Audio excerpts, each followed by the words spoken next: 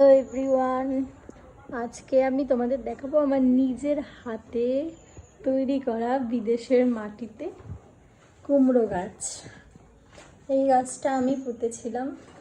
এই যে ঠিক এই যে এমন কুমড়ো কিনে এনেছিলাম, সেটা থেকে এরকম বীজ হয়েছিল।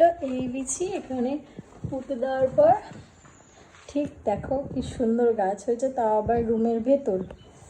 আর এই ঠিক সেম মাটি, এই মাটিতেও পুঁতেছিলাম কুমড়ো গাছ, কিন্তু একই সাথে পোঁতা। এই গাছটা আর এই গাছটা একসাথেই পুঁতেছি, কিন্তু এই মাটিটা নতুন এনেছিলাম সার দেওয়া, আর এটা খুব পুরনো মাটি, এই জন্য এই গাছটাই কিছু হয়নি। তবে আমি এটা বুঝলাম না এই গাছের ফলন কেন এত বেশি হয়েছে। মানে এই গাছে তোমরা দেখো কত ফুল হয়েছে, ফুল এসেছে। এই দেখো, এই দেখো কত ফুল এসেছে, প্রত্যেকটা ডালে ফুল এসেছে, কিন্তু গাছটা একদম এইটুকু। আর কিন্তু দেখতে বেশ ইন্টারেস্টিং লাগছে। আর এদিকে দেখো এই গাছটা, তারপর আরও দেখাচ্ছি। তরমুজ খেয়েছিলাম কয়েকদিন আগে, তরমুজের ভিডিও আমি ছেড়েছিলাম। সেই তরমুজের বীজ এখানে ফেলে দেওয়াতে কি সুন্দর তরমুজ গাছে হয়ে গেছে। আর তার সাথে দেখাই, দেখো লঙ্কা গাছ এনেছিলাম আমরা। তো লঙ্কা গাছ, এটা চারাই ছিল, চারাই কিনেছিলাম। লঙ্কার ফুল এসেছে কত, সরি, দেখো কত সুন্দর লঙ্কার ফুল এসেছে।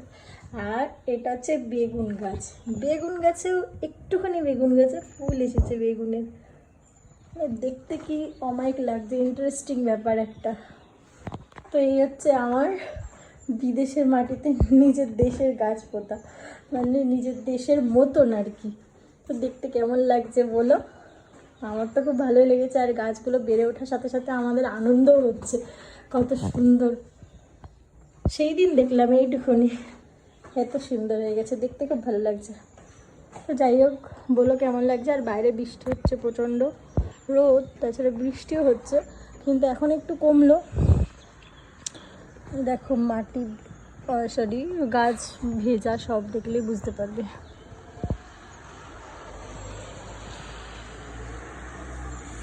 পরিবেশটা কেমন একটু জানিয়ে তো।